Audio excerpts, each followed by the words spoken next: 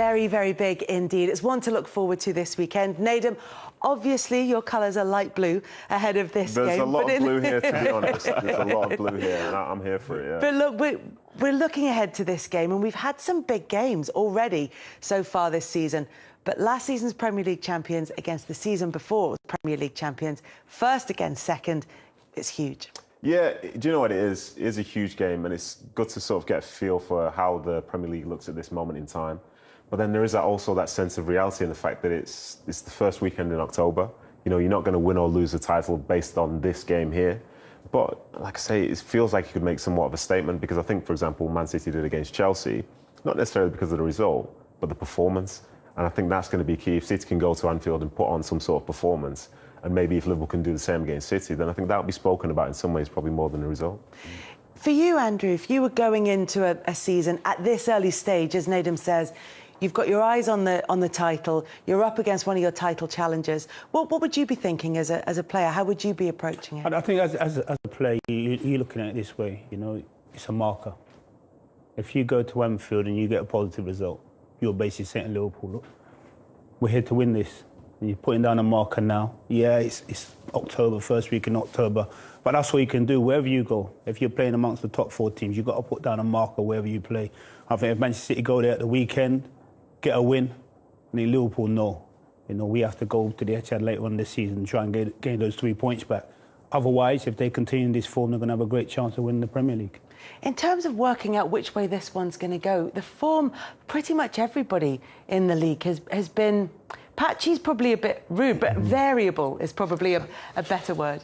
Yeah, I'd say so, because going into last weekend, Liverpool looked so defensively strong. They'd only conceded once in 5 games, and everyone thought they'd sweep Brentford aside, with all due respect to Brentford. And again, if you look at the Chelsea-City game, all of the pre-match talk, certainly from my industry, was that Chelsea had the offensive power. They had Lukaku, who was scoring goals for fun, and they had the supply line for him. And City hadn't got Kane, and so they were going to struggle for goals. But ironically, no shot on target for Chelsea in the whole match, and City should have won by 3 or 4. So it's hard to call this one, because the same rules apply. Liverpool have got all the offensive power, they're defensively very, very strong, but City know how to find a way to win. I think you can put the PSG result to one side. I mean, that's interplanetary. Because the performance was so good. Yeah, absolutely. I think as far as this is concerned, the Premier League is concerned, Pep knows how to find a way to win. Yeah, it's interesting looking at the form of both sides coming into this one, because you can look at the Champions League results. Liverpool 5-1 winners against Porto, but it's a place where they traditionally have had excellent scorelines. Manchester City, yes, they lost 2-0 against PSG, but the performance was there. And then you look back to their previous Premier League games where Liverpool played out that 3-3 draw against Brentford and Manchester City got that significant win against Chelsea. Does that play into this weekend's game, do you think? I think it's tough to jump on something that Darren said before. Pep does tend to find ways to win, but it tends to be just not at Anfield. that's the thing. But it's interesting, isn't it? It's very interesting. It is very, very tough to call, especially at this early stage, because you see Liverpool dominate Porto. But then you see the opposite, say, for City. I thought in times they controlled the game very well against Paris Saint-Germain, but they lost 2-0. Nadem, what do you prefer to watch, Ben? Do you prefer to watch a good defensive performance or a good offensive performance? For me personally... As an ex-defender? I think the foundation is a good defensive one, but not one that necessarily starts at the back. Because one thing which I saw in that Chelsea game, for example, was the fact that the pressing was so good from high that the people at the back were facing a different type of challenge, because if it wasn't there, into Lukaku, you get more runners from him.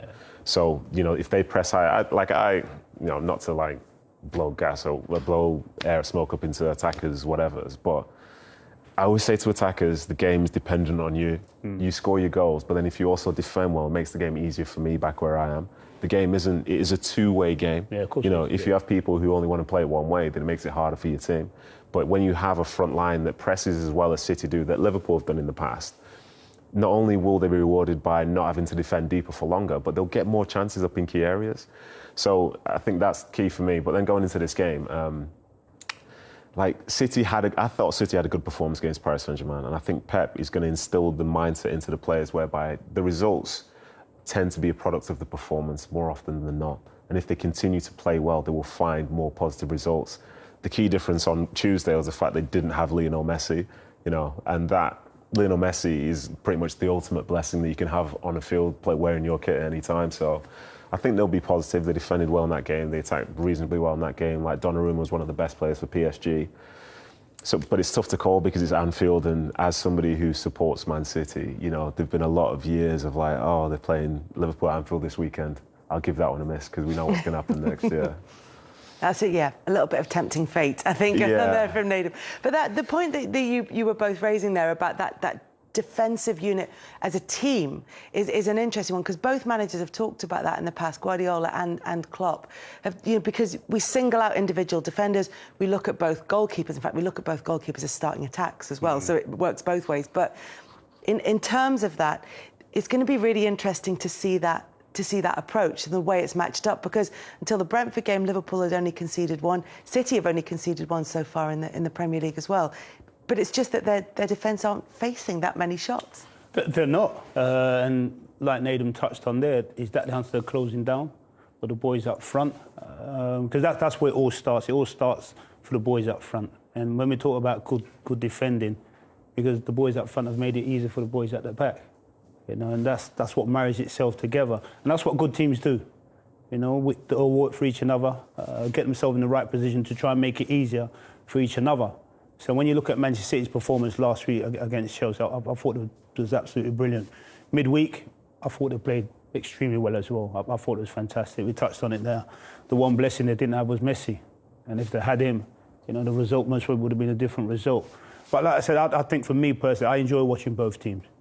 The way they attack, the way they defend, and the way they score goals. So I'm really looking forward to it. And if it goes by some of the results we've had in previous years, it's going to be a real good game. Yeah, it potentially could be not just a significant game come the end of the season, but it also could be one that's really entertaining to watch as well. Yeah, it could be entertaining to watch, because I think both teams have got that they're wedded to a way of playing that they don't compromise on. So City will impose themselves on you the same way, home or away. Liverpool will do the same thing. And I remember when Klopp first arrived and he had this style of football that he wanted to play, and some of the traditionalists, if you like, would say, oh, well, we play like that. We've played like that for years. But they didn't really play with that kind of precision, commitment, discipline. I remember watching Liverpool play at Bournemouth once. I remember seeing, and I remember to this day, Salah just sprinting 70 yards to get back and tackle the left back. And I remember writing that in my match report, because that symbolised the commitment of Klopp's players. So I totally agree when the chaps say the offensive players make it easier for the defensive players to play. And a feature of that win for PSG over City in midweek was Neymar and Mbappe doing their defensive duties for once. Because beforehand, I think they'd only had 2 clean sheets all season. And a big reason for that was that they were playing as individuals. But this was a game where they played as a team and they were able to get the win. And I think it's a hard game to call because they both do play as a team. I think it'll be a draw. I was like, it's a hard game to call. I think it'll be a draw. Oh, no, in terms of one winning or the other winning. It's hard to put yourself in either camp very, very firmly in that one. Cool. But you look at the attacking players, and you look at the way that Brentford approached that game against Liverpool. In some ways, that game was a bit of an anomaly on both sides. It was just one of those games. But there are ways you could look at it, and those numbers in the box, like up against Liverpool's defence, cause them all kinds of problems. They're not used to that. So, is that look? City aren't going to change drastically in order to play against Liverpool, because what they're doing is working just fine. Yes. But might they take something from that, do you think? I think in terms of City's style of play, like as we all know here, it's a particular thing. But the difference is from when they played against PSG, when they played against Chelsea, is that I think Liverpool, if they need to, they'll bypass midfield, because they have people who are very willing runners down channels and stuff like this. Say, for example, if Henderson comes short, he's always looking for like a key pass and stuff like this. So if you can play it 10 yards, you can play it 10 yards. But if it needs to be a 40-yard pass that's more dynamic, they'll do that. So some of this sort of like controlling midfield and trying to go for a high press, you could skip a lot of City's players if you have people who are testing something that is ultimately different. But City overall, especially from what I saw of them last season, they're quite good at sort of figuring out what is key, what the strength of the opposition is, and they don't try and play into it. Whether it was times like last year, I think in the home game they had where Spurs were great on the break, So every time there was a turnover, they'd have 3 or 4 players swarm the guy on the ball and maybe commit a tactical foul or something like this. So you take away their strength, and now you're forced in Spurs to try and break you down, which isn't really Spurs' strength at this moment in time, you'd say. So it's going to be, it's going to be interesting, but it's different. Like, even though the 3 games against top sides that they've had this week, this one is different because Liverpool can sort of do you in different ways. But one thing that you know is going to be high intensity. Yeah. It's going to be like, you need to be mentally ready to be going out on that pitch and feeling uncomfortable, because you're not going to go up against a team who will insist on continually playing it 5 yards at a time. And Liverpool always got runners. Always got that third man going. And that's the key strength that they have. And for me, it's like why people like Salah and Mane and so on have been so significant for them across the years, because they fall into that, they fit into that. That is Liverpool, and that's why I think up until the Burnley game last year, they'd not lost at home for 68 games. Interesting in our industry, when we're setting out ahead of the game, and we're devoting, how much are we going to give this in the newspapers? What are we going to devote this page and that page to? And sometimes we do what we call key battles. Who will come up against who? So I don't know whether it's Cancelo up against Mane, for argument's sake. But when you look at these two teams, there are key battles all over the pitch. There are, top players, leaders, guys who are able to influence the game in every single position. So it's going to be hard to make a call. Anyone can be the match winner, and obviously there are the obvious ones like a Gabriel Jesus and a Mo Salah. But in terms of the entire team, you're right, they're all leaders in the team. So you know that you're dealing with a group of players who are experienced in a fixture, used to the intensity, used to the pressure, and are able to, in some way, affect the game. It's interesting as well when you talk about bypassing Manchester City's midfield, because one of Liverpool's most played passes this season is Virgil van Dijk out to the left-hand side. And they use it so often, and that's maybe a way that they can that's maybe why the battle between Cancelo and Mane is the one that sprung to mind. Yeah, because that is the way, you beat the high press.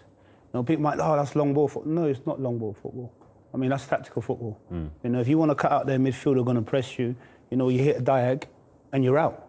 That cuts out their midfield, and then Man City need to get back into position. Liverpool on the attack. And that's what you have to do. But the players all have the intelligence to do that. They try their best not to make silly passes, but they get themselves in certain positions, they know what pass they're looking for, and then they go from there. Andy, Leicester played that pass, didn't they, a lot in their title winning season? Yeah. Centre half. Yeah. And they had their defenders running back to goal because Vardy would get in behind so often. And as well, this might sound really obvious, but it's not really something that's spoken about. When you come up against a side that's really set in its way with its structure and so on and so forth, the one time when you're not in your structure is when you're chasing the ball over the top. Yes. Because you have no idea where anybody is, and you're trying to deal with the task that's in front of you that's running towards your goal. But as we watch modern day football now, I watch the game naturally as a centre forward, and to see a centre forward running behind now is like, I can't do that. the only person I see do that is Vardy. Yeah. And everyone else, that's dirty work. I'll be tired. That's key.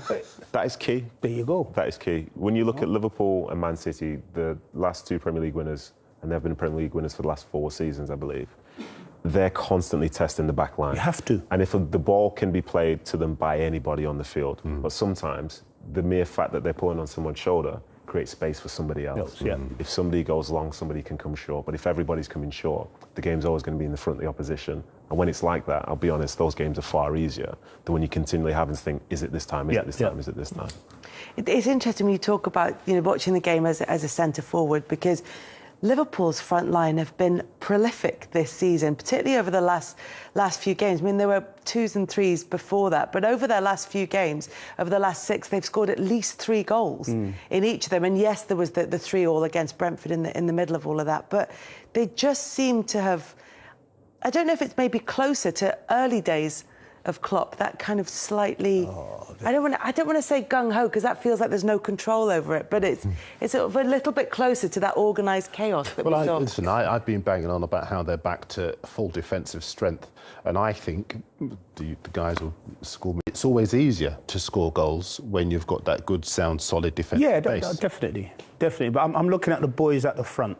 Yeah, they've got their mojos back. Definitely.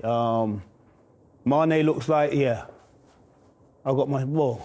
I got my mojo back this season. I want to score goals. Yeah, I'm gonna miss a few, but I'm gonna get myself in the right areas. Firmino looks like he's got the bit between his teeth again, and Salah, I think he's gone to the next level. I don't know what to even say about that guy. The next level, he just does it week in, week out, consistent, score goals, creates chances, creates havoc, and then he comes off, he's got himself a brace. And you turn around and say to yourself, he could have got himself a hat-trick there. I think he's phenomenal at the moment. Can I ask this? You played with Dwight York, and when you got the ball, you would try to find Yorkie. Yorkie would try to find you. Sometimes I don't see that between Mane and Salah. Sometimes I see one or other go for something that you think that's impossible. Now, if you pull it off, it was the right decision. But sometimes they don't pull it off. And I just think, clearly he's got 100 goals now. But he could have so many more if he had that kind of understanding. I'll let you take this one. Yeah. Sometimes I look at them and they don't look like they're playing in tandem. You know, I don't know if there's a little bit of needle going on or whatever it is. But the top and bottom of it is when you find yourself in that position, when you come to May, if you've done things right between each other, you're going to win the major prizes anyway. So it's not about me coming away and getting myself a hat-trick and the team losing 3-2. It's about us combinating, winning the game and then getting 3 points for the team. Like I said, sometimes I look at them, it's like one's trying to outdo the other.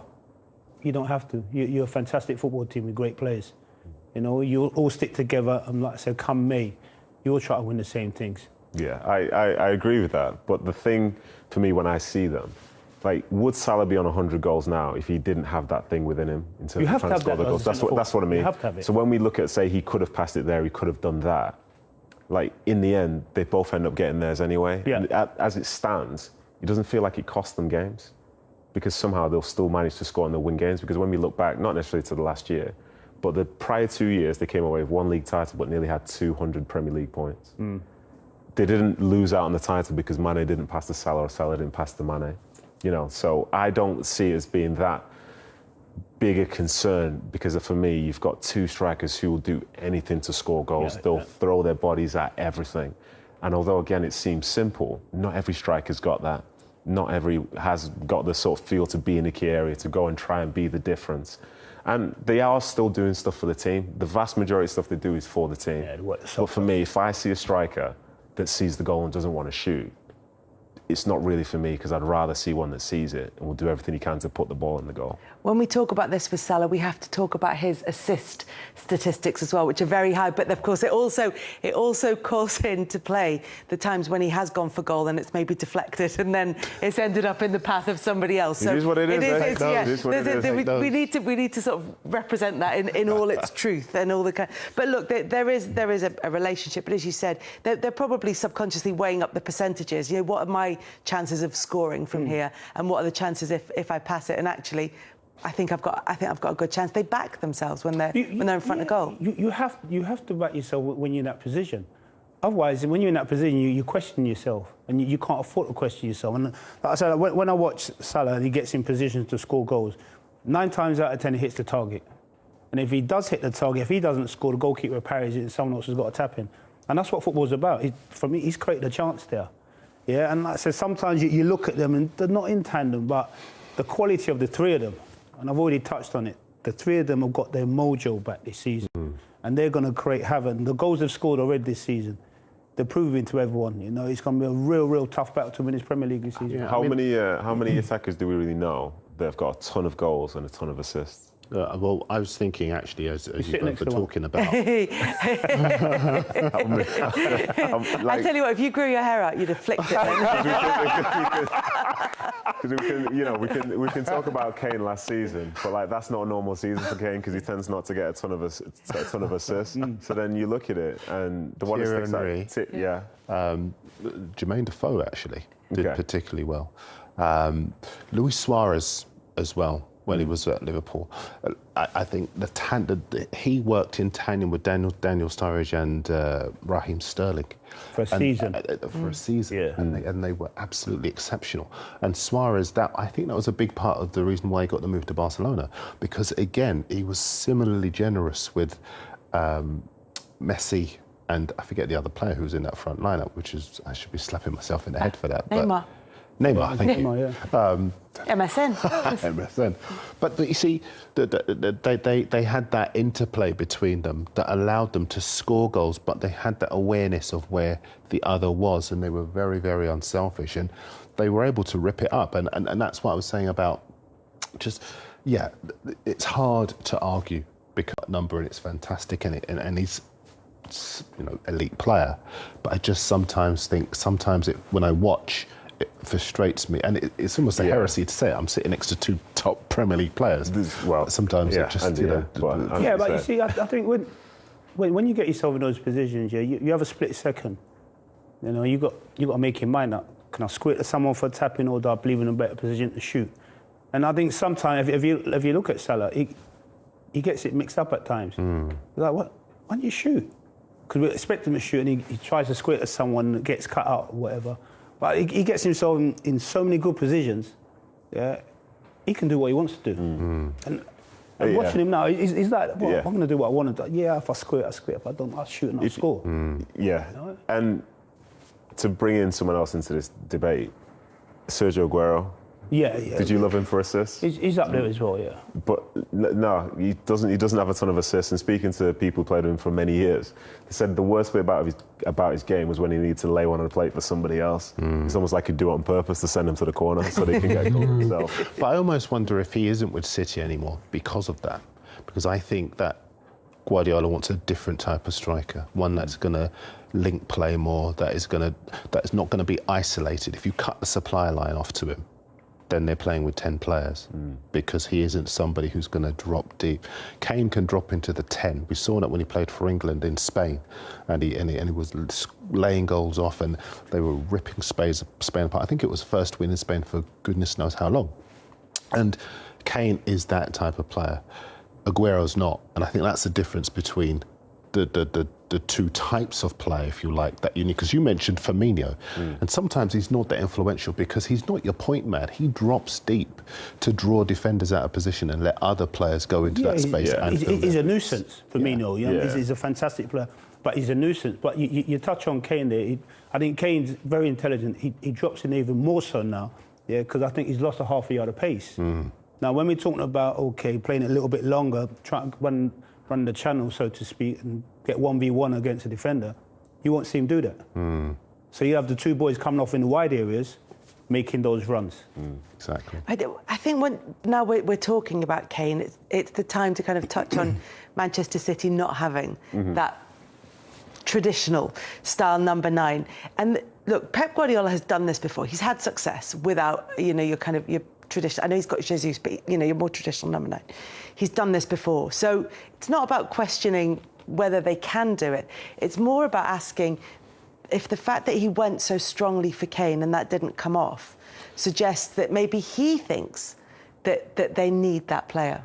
I think, and this might be a controversial opinion, I think if City's season hinged on them bringing in Harry Kane, they would have spent whatever the money was going to be to bring in Harry Kane. That's how I see it. Because, like I was saying to Andy before, like with the Harry Kane saga in terms of how it fit in with Manchester City, it almost felt like a game show where City were at the podium and they had Harry Kane there, and then they answered a question wrong and they lost him. But they never had him. So what they do have is the team that won the Premier League last season, the team that won the League Cup, got to the FA Cup semi-final, made it to the Champions League final, plus Jack Grealish. If that is not what you'd call a broken system as such, so as a consequence, we're still seeing, it's like we all pictured Harry Kane wearing Man.City shirts. It's like, I can't believe they lost him in the summer. Like, Harry Kane was never there. We never saw how he'd fit into the team. But one thing I'll have to say, like as somebody who's invested a bit of time into watching City games in the last year or so, some of the performances they put out in key moments have been as good as I've seen in my lifetime. And some of those have come without a number 9. So my foundation is one whereby now I would love to have seen somebody replace Sergio Aguero. But I totally understand why they don't have one. Every time I see a City team now that doesn't have a 9 in it, doesn't even. A year ago, it's a different matter. But now, it is what it is. I think, I'll be brutally honest, if Manchester City had, when he was obviously at Barcelona, had Etu. Yeah. And when he was at Bayern, Lewandowski. I think if he had one of those now, Oh dear me. I think for me, I think for the players who are going around now, I think Kane's like a great player and all that stuff. But the one who, if they could ever afford it and if they ever wanted it, that would make a big difference would be Haaland. Yeah, because he's different. He's different. Like he can play into the City system, but then he can also offer such a massive threat in behind. Because he's young and he's got the legs to do that. And people will play against him in a different manner because they will always be wary. Because as you watch him in the Bundesliga, he's pushing people out of the way, he's charging past people, he's finishing, he's doing everything. He's the link man. And I think he, for me, is him and like Mbappe, obviously, but they're the players who make significant difference. And I think they would make City, in my opinion, like significantly better, whereas somebody else might offer them another option. It's interesting you say that because Tim Sherwood was in last week and he said he didn't feel that Pep Guardiola necessarily wanted a striker. He wanted Harry Kane in that position. He wanted somebody that good. If now it's we want Haaland and we maybe have to wait a year for him, then that's what we'll do, because just bringing in a striker isn't going to offer us enough. We want the best. Yeah, I think that Nathan touched on it there. Grealish. He wanted him. Man.City did everything they could do to get him. 100 million, there you go.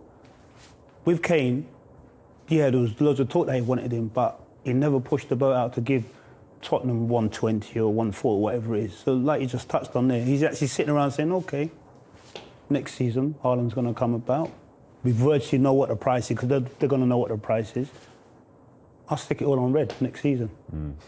And I'll try and get him.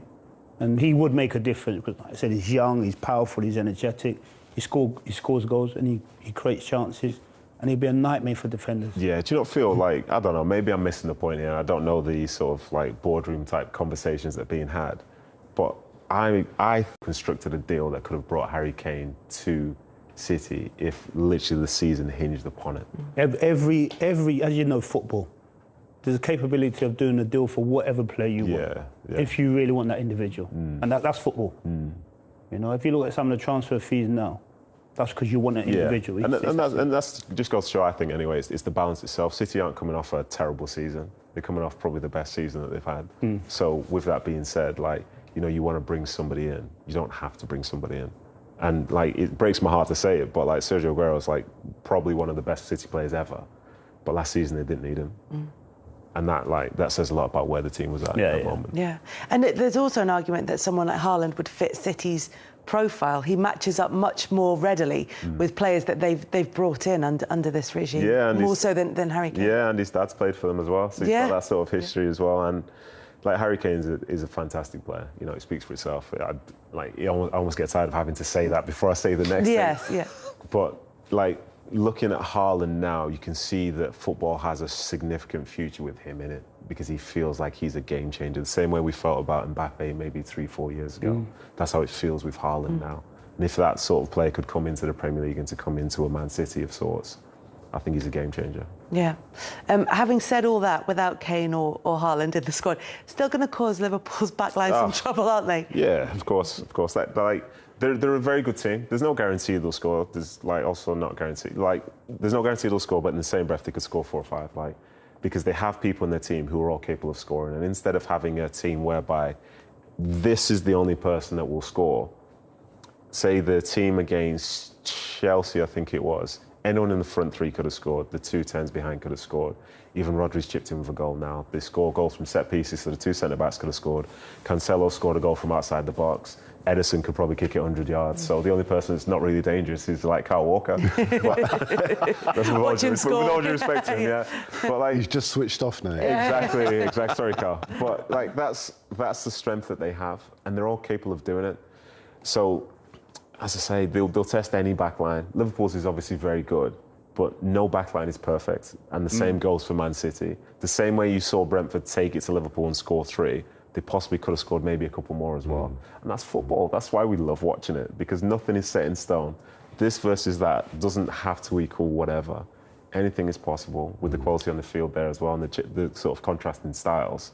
It makes for a cracker. Yeah. Any result, really. I mean, I know you were saying, I don't really want to call it, but I think it's going to be a draw. But pretty much any result wouldn't be a huge surprise in this, would it? No, it wouldn't be. If you've naturally, we've all watched the game over previous years as well. Some of the results that come out, you've left yourself scratching your head. You turn and say to yourself, where did that actually come from? Because the games have been so entertaining, And then all of a sudden, there's been a goal. I'm not going to say a goal comes at the wrong time, because a goal usually comes at the right time for whatever team is. And it's changed the whole game. The whole dynamics of the game have changed. You know, Liverpool have gone on to win, or Man.City have gone on to win. But like I said before, what I do enjoy about this game, they go for the throat straight away. There's no messing about. You know, there's no warming up. Yeah, it's like dominant straight away. I'm going to be the dominant one here, and I'm going to win the game. And that's why I've enjoyed watching this game over numerous years now. Yeah, should be a good one on Sunday between Liverpool and Manchester